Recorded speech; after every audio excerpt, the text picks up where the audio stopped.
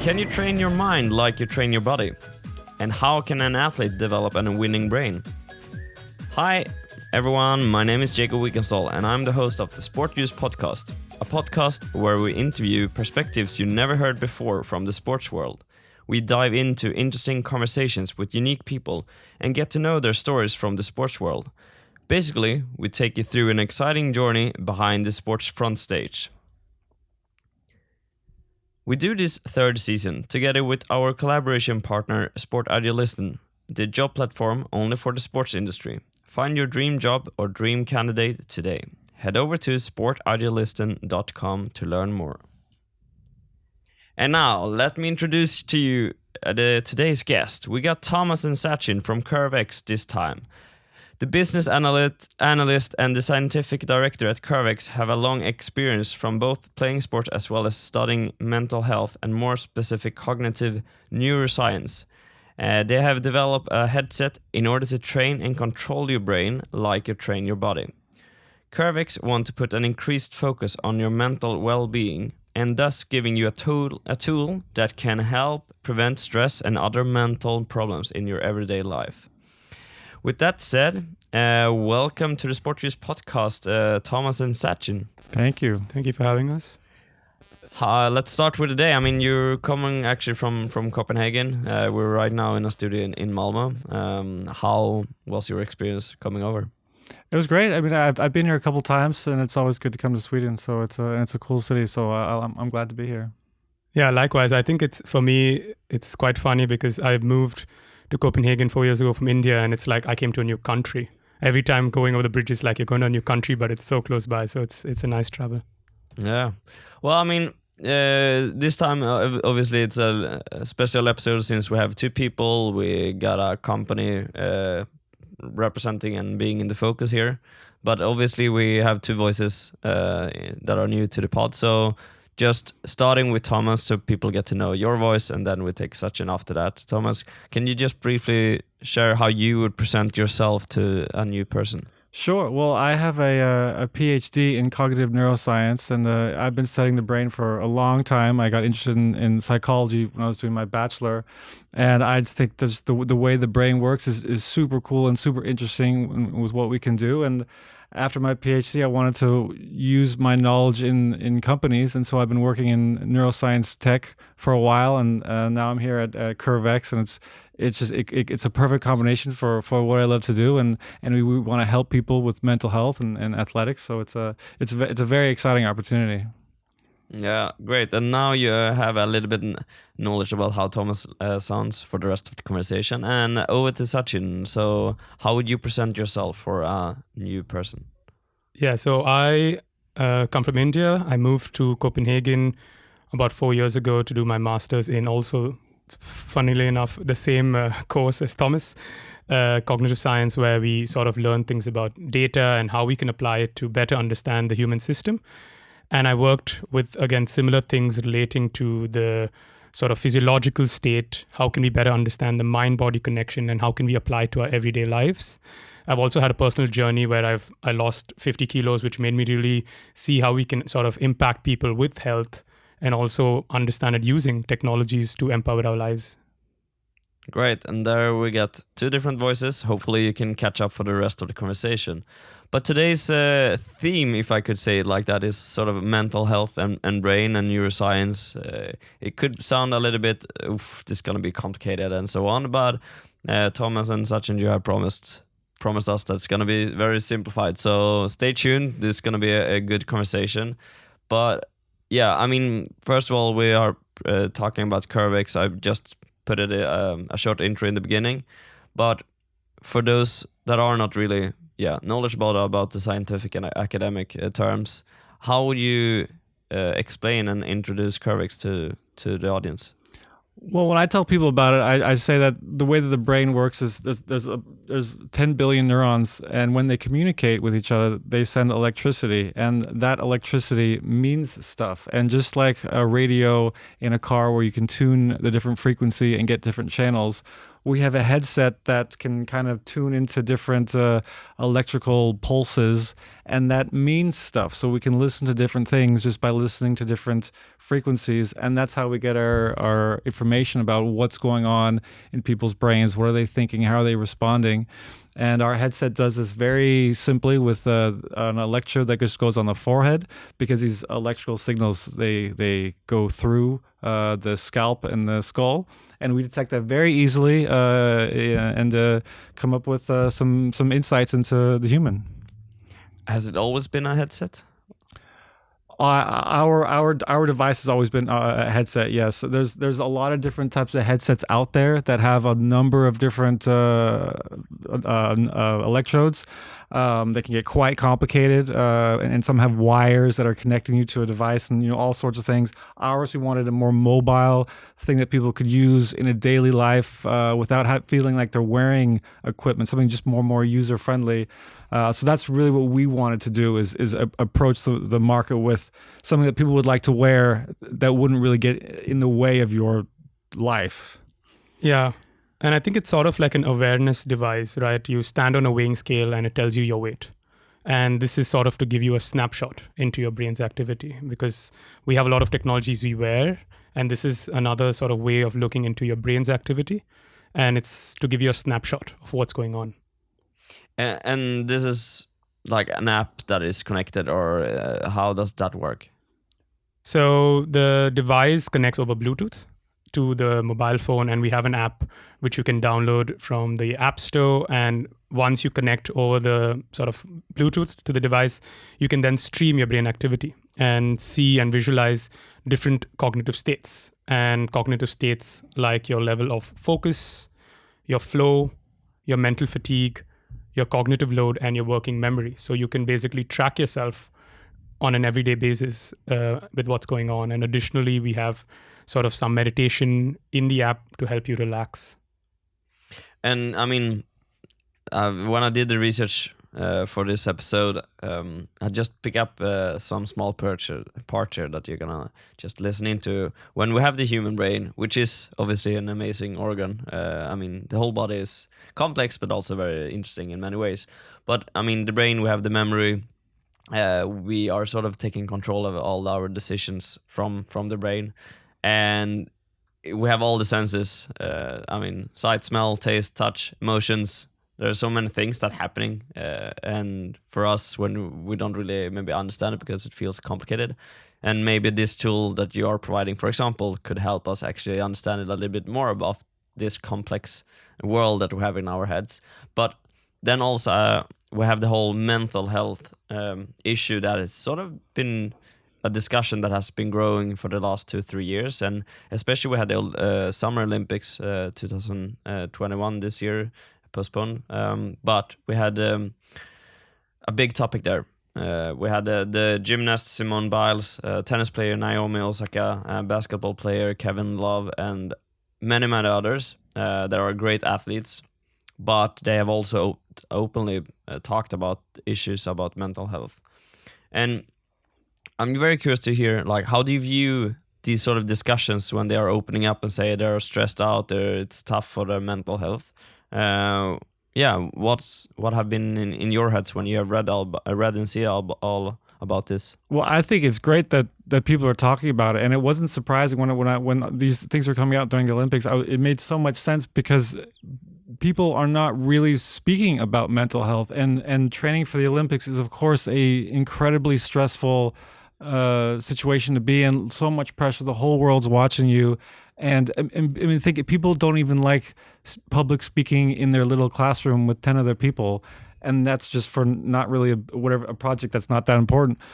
but now you're doing the Olympics and the whole world's watching and it's for the gold medal and you're probably never going to get this opportunity again and the pressure's on and you've been training your whole life. So of course people are falling to stress and overtraining, but it's not something that we really talk about because you think athletics is just a body thing and just you can just muscle through it, but you really can't. It doesn't matter if it's business or athletics or relationships. I mean, all things in life that you do are somehow related to mental health, and if you do too much, you can overtask yourself and burden yourself and experience burnout, stress, depression, anxiety, panic, all of these things.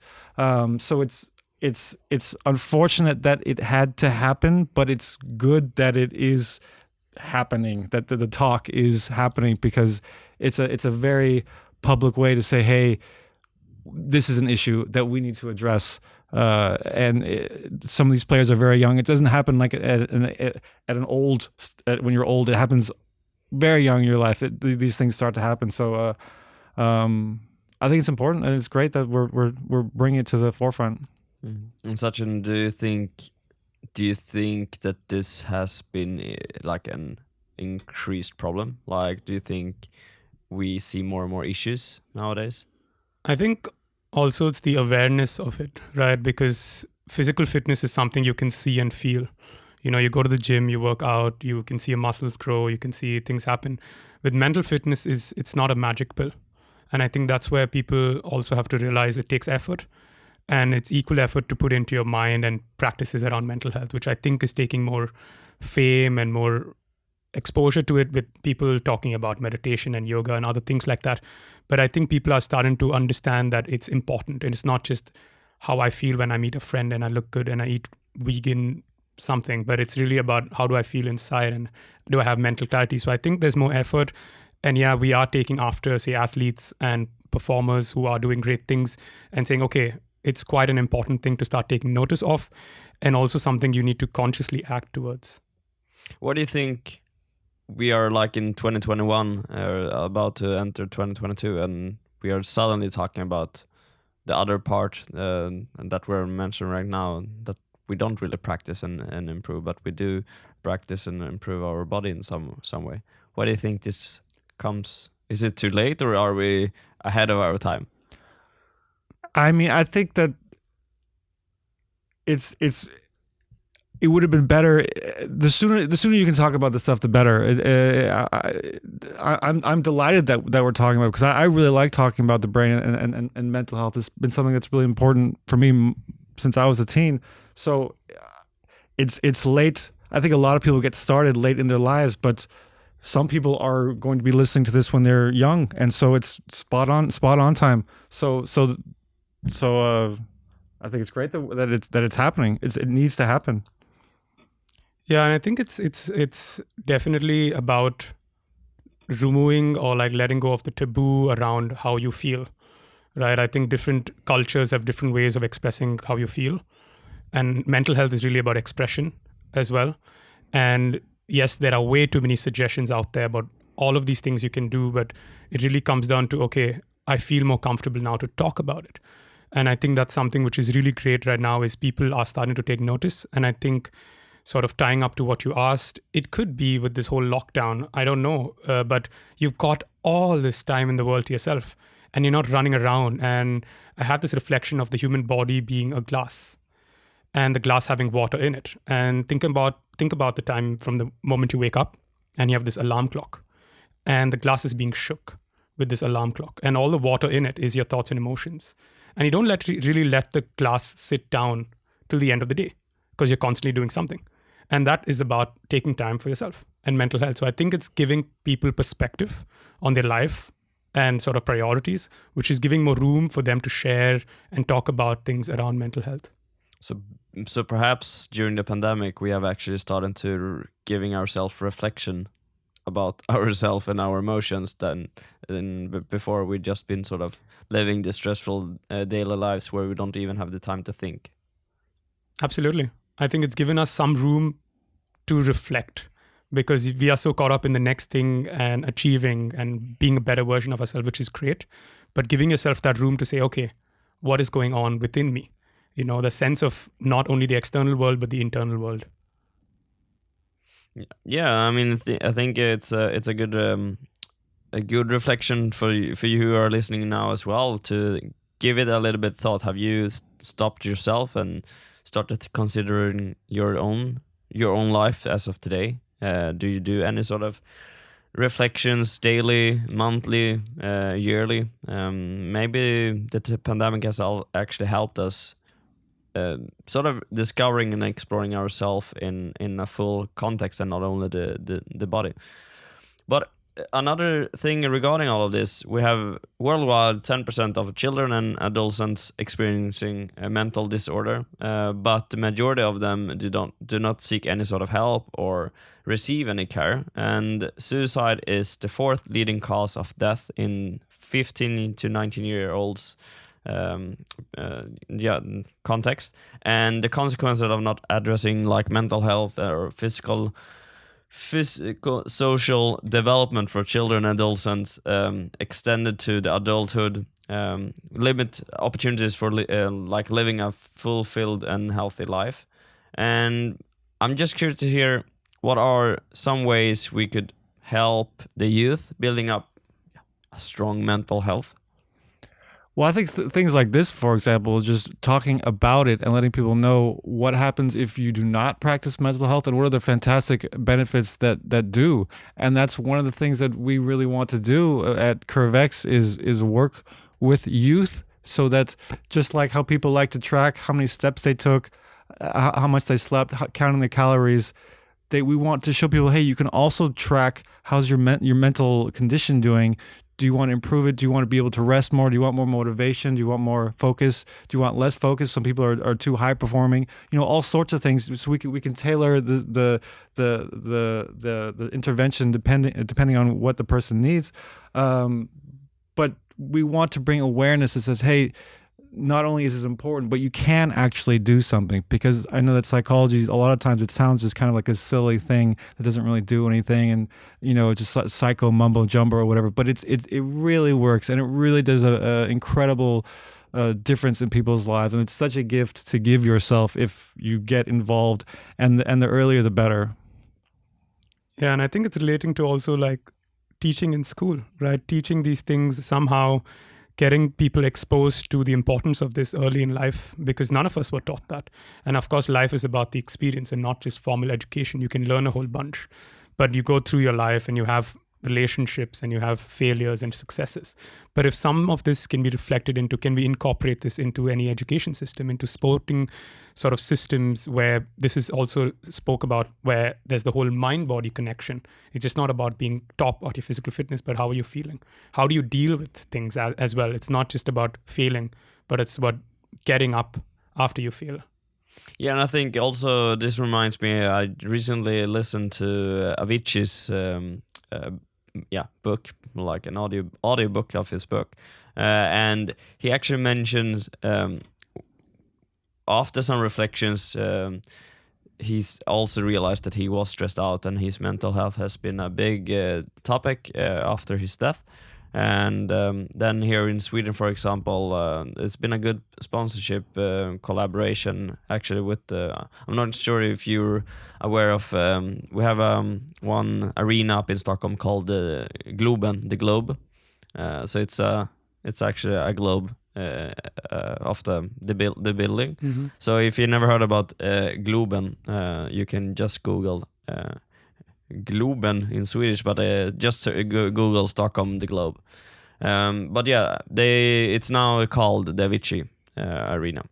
Oh, I didn't know that. That's great. So it's one way to sort of open up the discussion and remind ourselves that we are in a sort of obviously in a good society when it comes to living standards in many places. However, even though people are successful like Avicii, there are still issues even for the successful people. But yeah, he was mentioning, why didn't we get taught things like this in school? We only got taught, the typical subjects, Mm-hmm. but we don't really get taught anything about mental health, how to deal with it. do you think we can implement it into the school, or when or how should we learn about it? I think you could definitely implement it, and I think that it should be done as soon as. There's no age that is too early. I know one of my good friends who's really into mindfulness. He tells his daughter, who's just 2 years old, just say thank you to the jacket when you take it off. Say thank you to your shoes. Say thank you for the food. Say thank you, just to get into this, just to practice gratitude, because it's something that we don't do. And you can see. He tells me you can see that she's so much more thankful for stuff, even if it's just the shoelaces are tied or whatever. Just and if you start that early, it conditions, it trains you to do all sorts of things. Walk more slowly, at times, rest more, eat better. All these things are interacting with each other, and the more you practice one of them, it's likely that you'll just automatically be practicing the others, and then it all feeds off each other. So I think as soon as definitely in kindergarten, we know that second graders are already experiencing stress. So you could already have, maybe some kind of mindfulness, relaxation courses, or just awareness courses, or not courses because they're 8, but just some kind of like games where you're just being more aware of what is the mind. Even just the idea of the mind is almost. I don't think I really had a grasp on that too much when I was 8. But why not? You could easily be talking about these things. And I think there are schools that are, because they know that kids are experiencing depression and all these things. So I think that people are finally on board with getting it into the classroom as early as possible. Yeah, I think it's definitely a mixture of curiosity and fun and playfulness as well, because you want to do something that's fun and playful and not make it seem so serious when you're a kid. So I think sort of making it fun and playful about learning about your health or mental health, and when you talk about it, it's very holistic in a sense that, it is the food you eat, trying to actually give them context about, like you were giving an example, Thomas. Have a friend who sort of tells their children about the whole gut microbiome, and the kids are so interested in, okay, if I eat this, what happens? And I feel like this and I don't feel like this.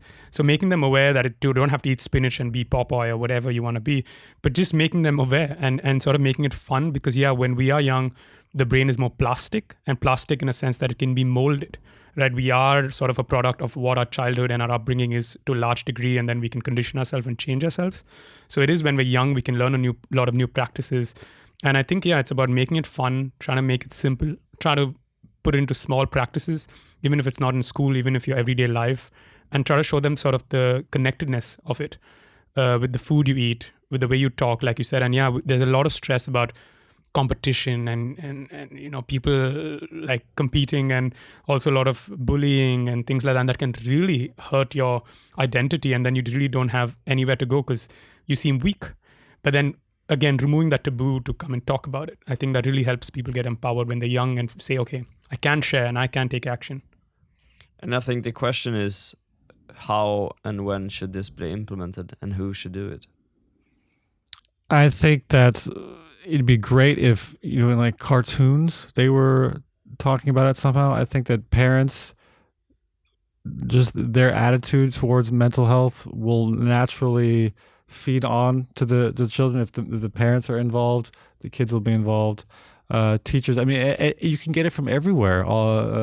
There's nowhere that that it doesn't, that it's not. So the more you do, the more you do, you can get different perspectives. You can get a kind of a more playful attitude from cartoons, maybe a little more knowledge based from your teacher, and then whatever your parents do, or there's so many different angles and there's so many different approaches, and I've heard so many different ways to engage in mental health and mindfulness, and there's so many different styles that are different, and you'll kind of do more of whatever works for you. So the more exposure you have, you'll find what clearly has the best benefit for you. Yeah, because I think it's in the context of talking about it is obviously great, but then also, how do we create the knowledge for the whole society, and no matter if you're a senior or if you're young or whatever. But then in the end, it's like, okay, should I do everything on my own, or should it be like, okay, in the school at certain age you'd start to talk about it in some way, and then you have like parent meetings and so on, where you can sort of interact with the parents as well, or when should the parents actually get to learn it, etc. Or in another context, especially within our podcast, for example, when we talk within the sports sphere, I mean, sports in general, it's a great thing actually for the brain to move around, because you're sort of building actually the muscles, you're building the brain memory and how to coordinate your muscles. So in the end, sports is a great place to actually improve and work with your brain. And then we have also, such as you mentioned with bullying, that also happens in the sports context, unfortunately. But it is. And we have the stress moment. We talked about the Olympics. It's performancing the whole time. So in one way, sport is a great place where you can improve your mental and physical health. However, it's also a lot of sort of obstacles popping up in the sports environment where you can actually sort of distract your brain and mental health for something negative. So should the sports club do anything? Could they do anything?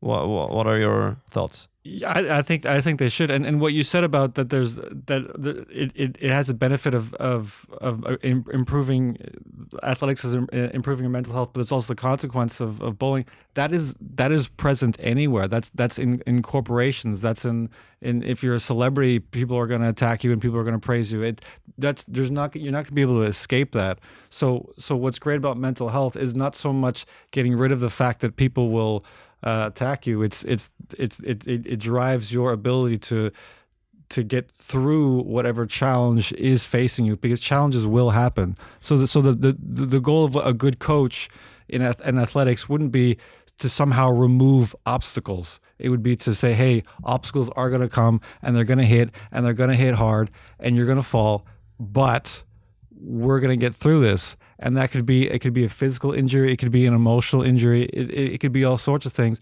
But a good trainer the idea is to build yourself, build your stability, build your resolve, so that whatever comes, it cannot defeat you. And I think one thing that is very important is to teach people through athletics. And athletics is a great one because it teaches discipline, it teaches routine, it teaches that you will experience pain in athletics in one way or another, and that's fine. Pain isn't something you should avoid. It's something that oftentimes can help you. So if it's a lot about changing perspective and seeing and learning, how far you can go.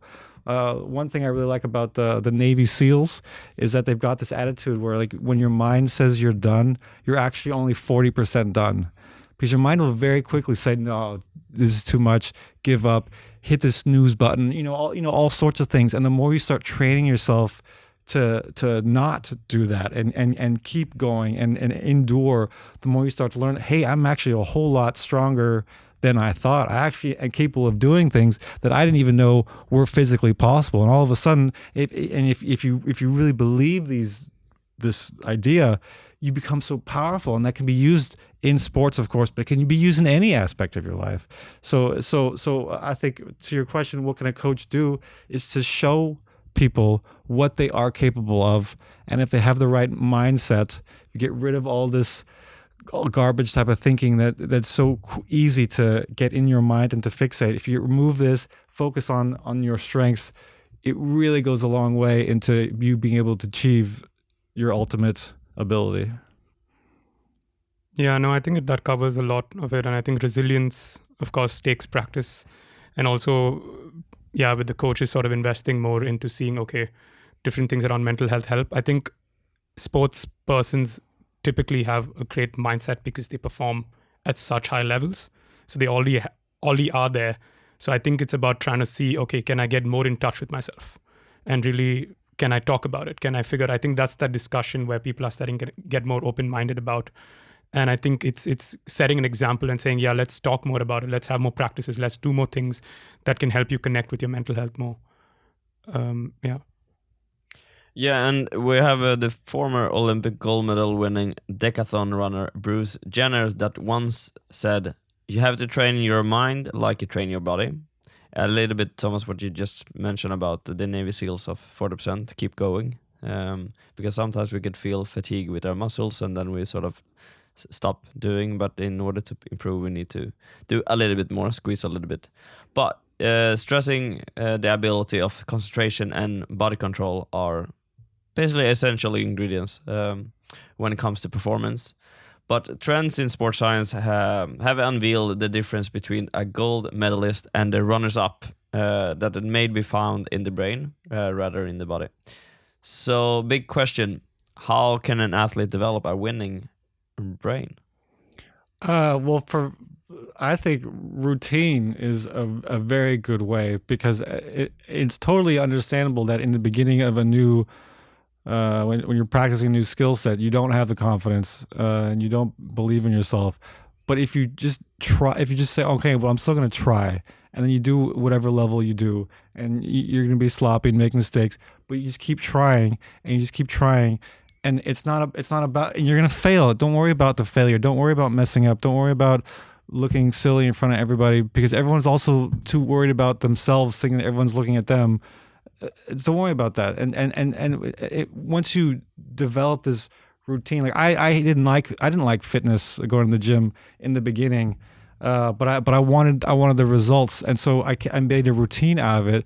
And then and I didn't see results for a while, but the routine and the discipline, it really trained me to just it becomes non-negotiable. In the morning you work out, and then that creates a better diet. And then when you're doing more things that are reinforcing the task, it's so hard for me to eat poorly or stay up way too late or skip a gym session, because now I've developed this whole lifestyle. So routine, if you just start with a routine, it just trains you to do whatever it is you want to do.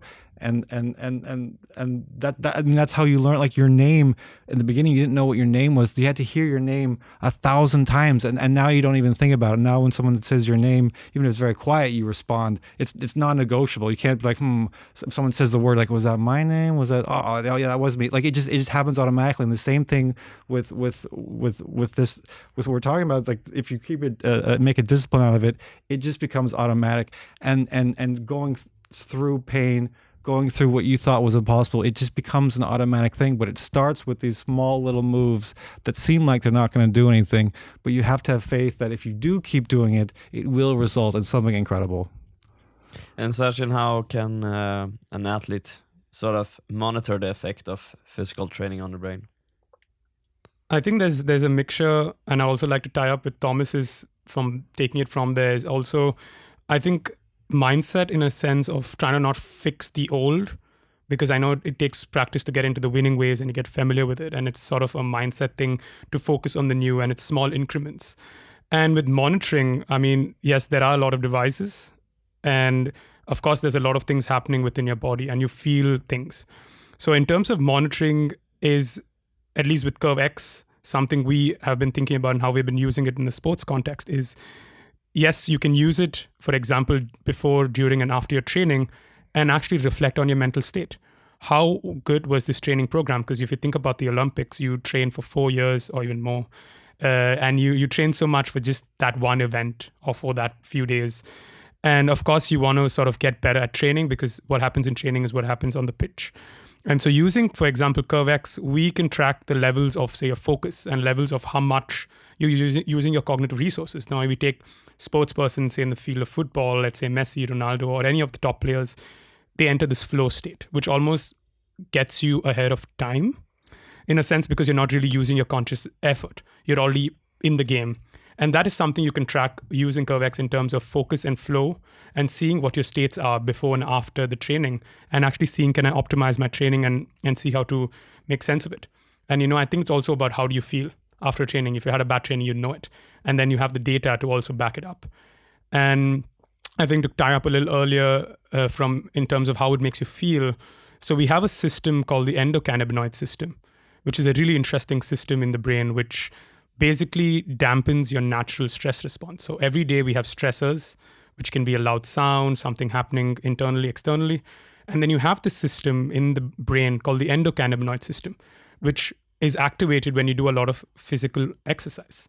And that obviously releases endorphins, and it also helps these endocannabinoid system sort of dampen your stress response, which is why people who sort of want to get over addictions as well can use physical exercise to rewire the brain, because it's the dopamine system and the reward system. So I think it's about monitoring, using CURVEX to understand your state, but also contextualizing and saying, how do I feel? So it's a mixture of both of it, I would say. And one thing that I really like that we do is when since you can look at how stressful you are, one thing that coaches can do is actually see, well, how good is a trainer at handling stress? Because of course, when they're trying to pump up the athletes before a game, there's a lot of anxiety in there, there's a lot of tension. So a coach would want to be able to moderate this and instead of and use that energy to go from anxiety to confidence. And maybe during a penalties point where they have to block out the crowd cheering, like they've got the focus on the ball, let's say we're talking about football, and they have to block out everything. There's the pressure's on, that can destroy an athlete, all that pressure. So if in a training session, a coach can monitor how are you doing, they can try to create a stressful situation and then teach an athlete to deal with that situation, and you'd be able to monitor how is the progress going with our headset piece. You can see, okay, right now, of course, in the beginning, you're very stressed because you haven't learned how to deal with stress, and that's fine. But after a good coach teaches you how to deal with these things, you'd be able to see in a very stressful situation the levels of anxiety or it's actually quite low all of a sudden, and now you're feeling okay. Now you're feeling pretty good, and all the crowd cheering and all the things or booing or whatever they're doing. It doesn't even get in because you've got such solid tunnel vision on what you have to do. Or before, you'd be all over the place, and that ruins your flow. And so there's these actual metrics that we can see that are very important to high performance in athletics, and we want to be able to have athletes see where they are, go through various training programs to optimize that, so that when the time comes, they're solid. And the recovery. Yeah, I think that recovery seems so important in sports because it's not about just going at it, but really taking the time to recover and monitoring, are you recovering well enough? And if you're not, once you know you might or might not, then you can investigate it further. And I think technologies such as CURVEX give you that tool to sort of then investigate further and see what's going on.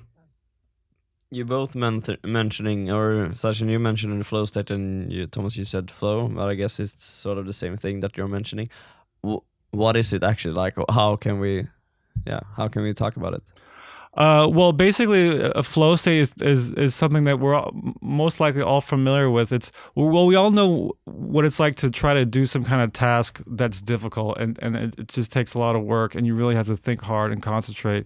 But we also know that sometimes when things, you almost can't explain it, but you're able to do these high performance tasks, whether it's an intellectual task like in school or something with your body, but you're just performing really well without thinking too hard about it. It's just going, and that means you're not really using so much thought processes on executing some kind of move. You just know how to move, and it's just happening.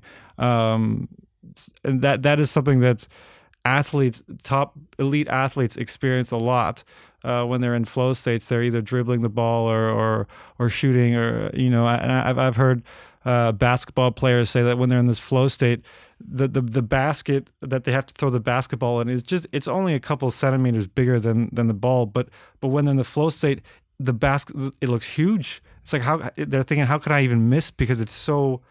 Somehow it just looks big. And the same thing with football, when people have to score, it just looks big, like, and the goalie looks so small. Like how can I not? You can't really explain. I mean, you have to. It almost seems counterintuitive, but things are just moving for you in your benefit, and it's just things are. That's why it's called flowing. Things are just flowing. I don't really know how else to. No, I think it's a good point. I think, but it's also related, I feel, to just being very present, right? The more present you are, the more aware you become of your surroundings, especially in sports. Being spatially aware is top priority. Like really, especially in, say, football, basketball, like many sports, you need to know your surroundings and your motor coordination. So the more you're sort of in the game and not in your head, let's say it like that. The more you're in the game, you become more connected to the game. You can start to see decisions happening. It's not, yes, experience matters. Yes, having a lot of skill set matters, but being so present in the game sort of gives you that edge of being ahead of the next move.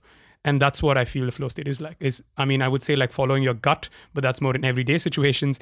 But it's sort of like an instinct. You start to tap into your instinctual place where you know the ball's going to come through, or this guy's going to miss pass, this is going to happen, because you're already predicting it, because you're so present in the moment, and it becomes sort of a muscle memory. You get more trained to be in that present state. And the more you do it, which is sort of like meditation, like the more you relax, the more you get relaxed faster.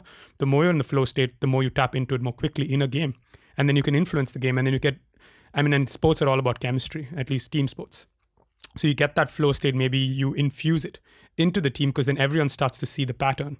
So I think it's about trying to be more present in the game and start to sort of focus on that and visualize it. As Thomas was saying a little bit, you get into almost a visualization, you know that this is going to happen. So trying to be more present and not be in your head, which is sort of using lesser of your cognitive resources, but actually just being more present. Yeah, and you're definitely not thinking, oh my God, I'm on TV, or oh my God, I have to make this, or oh my God, whatever family situation that hasn't even anything to do with the actual sport, the game. Normally, or sometimes that might influence somebody, but when you're in the flow state, those things are they're just, you don't care that maybe you're on TV, or there's a huge crowd, or this is the winning moment and you have 5 seconds and you better do it, or otherwise, the whole thing is lost. It's just not important. You're just going, and you're going to be successful. Because it sounds a little bit to me in one way of you don't see any challenges at all. You only see the opportunities where you are at the moment, like basketball, for example.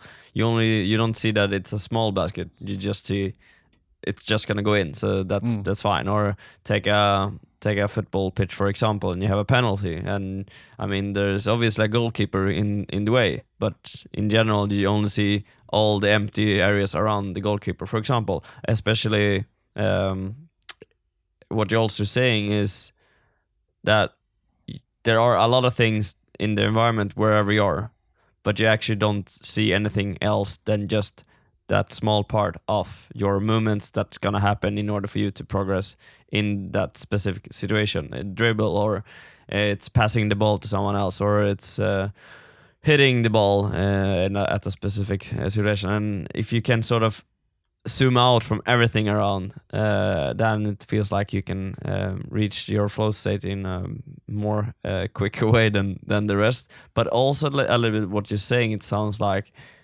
you need to do those specific situations over and over in order to know what's actually going to happen. So basically a little mix into like being a talent. It's more about maybe train as much as possible in order to be experienced in all situations. So you know what's going to happen. So you can sort of calculate already, and then you can actually explore more opportunities than a beginner in any sport.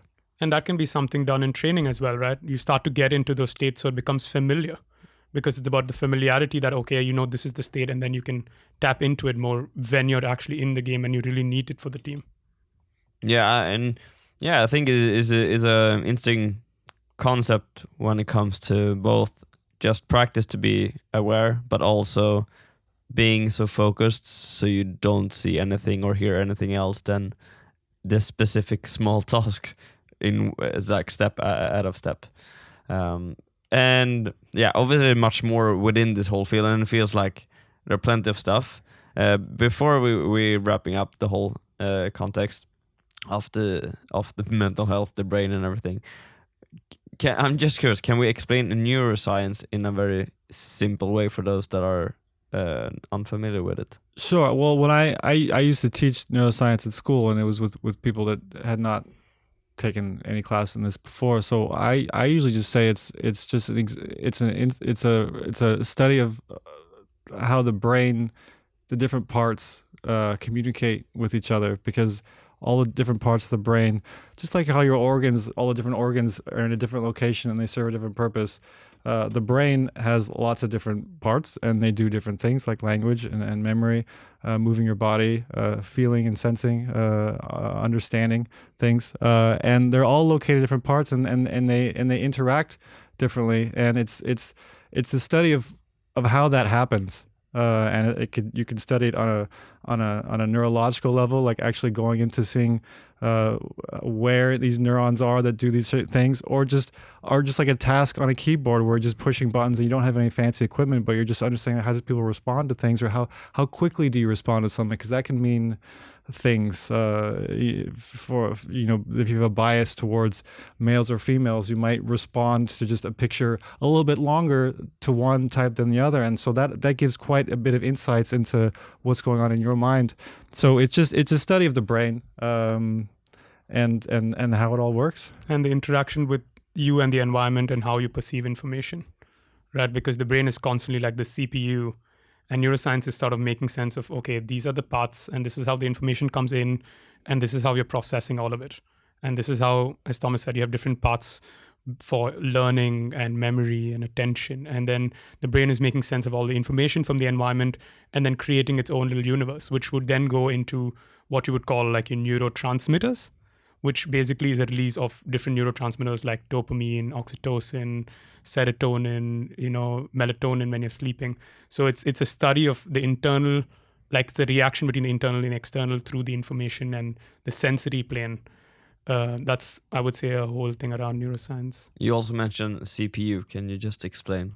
Yeah, so I think so CPU being the central processing unit, in a sense that we're consciously processing a lot of information all the time, and the brain, at least from what we understand, like the center powerhouse of everything that we consciously understand. Right now sitting and having the podcast, you're consciously taking in information, and then consciously when you're studying and when you're walking on the road. So it's almost like the processing unit of what is happening. And something I would like to add is our senses and how we are almost like ready for survival. So our senses are always going to tell us what is the best next move for my survival. And the brain is processing all the information from the past, which is memory. And then what is the next best move for my future? In terms of, it can be just the food thing, it can be a job, it can be a relationship, but you're constantly processing something. So the brain is sort of like the powerhouse trying to make these decisions, and then you interact through your senses to make the next best decision, which is optimal for you.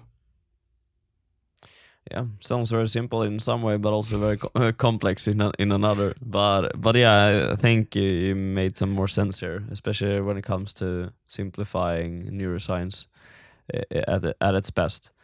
But before we sort of wrap up everything in general, and I will say like goodbye, is there anything else that you would like to bring up before we close the conversation? Well, I think that since we're talking about mental health, I'd love to say that how important it's been in my life, and whether you do something with CURVEX or not, and whether it's in school or your job or in athletics or your relationship with others or your relationship with yourself, mental health, it's hard for me to think of something that's more important to get involved in, because of all the benefits that it gives you.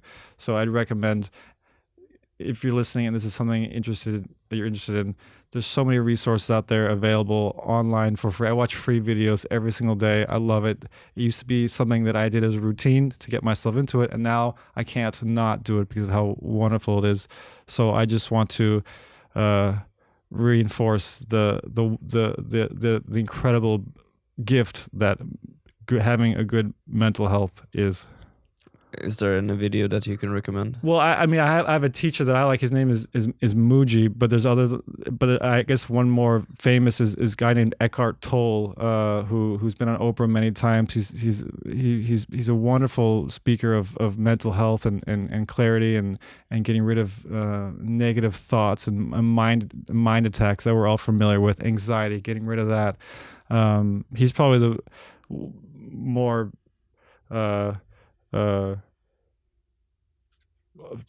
public figure that I think it'd be a good start.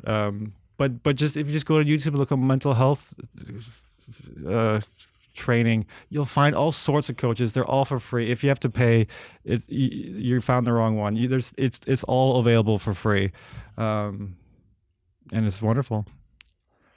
Great, Sachin. Anything else you want to? Yeah, I think the concept of health is a threefold thing in terms of mental, physical, and emotional. I think I've been trying to reflect on how can we talk more about emotional health, because it's very rooted to how you feel. it's also because we sort of are so hard on ourselves sometimes about, okay, I have to be this particular way. And when you talk about sports, you can be so hard on yourself if you lose, right? And if you're going to keep losing and if you're going to keep winning, it's a different talk altogether. So how can you give yourself some slack? How can you give yourself and realize that, yes, I can be kind to myself in terms of, are you talking to the mind or is the mind talking to you? That's not something we always think about. We just think we're autonomous vehicles, but we're not. We have the option to shift, to transform, to change. And I think with the time we have now, with all of this happening around the world, we also have the time to do some more self-care. And people say, yeah, I love myself, but really try to think about what that means. Do you make decisions, do things that help your life? Do you meet the right people? Do you do the right activities and habits? So I would say becoming more aware of your everyday life and seeing how things influence you and taking a note of it. You could do it physically, but also just seeing what is good for you and what is bad for you, and actually trying to put more attention into also giving yourself some space to be perfectly fine where you are. You don't have to be better. You are at your best right now. So allowing yourself to give a chance to recreate in the moment, and also knowing that you've come so far is quite important from an emotional place, to give your mind that room to say, hey, I'm good to go now. Great. Well, how can people connect with you, or how should people do to learn more? The best way, I suppose, would be on LinkedIn, to look up CURVEX, and then you can find myself or Sachin there, or our website, curvex.dk. Mm-hmm. Well, for you that are listening right now, you can just open up the player and then you find the links. So it's very convenient to just pop it up, and then you can click and find and learn more about CURVEX or Thomas and Sachin as well, from LinkedIn especially. Well, guys, I mean, now time is up. Obviously, there's probably a million questions about the brain in general, but we also need to keep it at some sense as well. But it's been great. You've been giving a lot of great new lessons learned for me as well, as probably for the audience as well. And yeah, obviously I would like to thank you for coming. It's always great to be in a studio to do it, especially to have two people. It's also a little bit complicated sometimes, but when you have a great equipment around, then it's always fine. And usually what I used to say is to wish you, instead of saying like, yeah, have a great day, I'm also always trying to improve and teaching everyone to do what we actually can do, and that's creating. So yeah, I hope that you can create a great day, and I hope to see you and talk with you soon again. Thank you so much. Thank you so much. Thanks for having us. And yeah, thanks for listening as well, for you that are here in where I am in your ears, so to say. Thanks for listening for this episode. It's been a great pleasure to talk more about mental health, which is a key discussion topic for every year and every week and every day. We also need to start reflecting more and more, as we have heard in this call. But I mean, there's a lot of things to bring on, but I think Thomas and Sachin just mentioned in the end here some lessons that we can start doing already as of today. Look into any free video on YouTube, for example, for mental health, as well as start do some self-care. Think about, actually, are you living your best life as of today? Can you improve it? What can you do? Think about it. And before you leave, please give us a great review if you like this episode and all the rest of the episode. And if you have missed anything, don't go for the next episode or other podcast that you're listening to. Start subscribing today and make sure to follow us and go back in our history of old episodes. With that said, feel free to connect, suggest any guests or topics at Instagram, Sport Views Podcast. And we see you around. If you'd like to know more about CURVEX, check out our show notes. And that's a wrap. Have a nice day, or should I say, create a great day. And that's a wrap. See ya. Bye.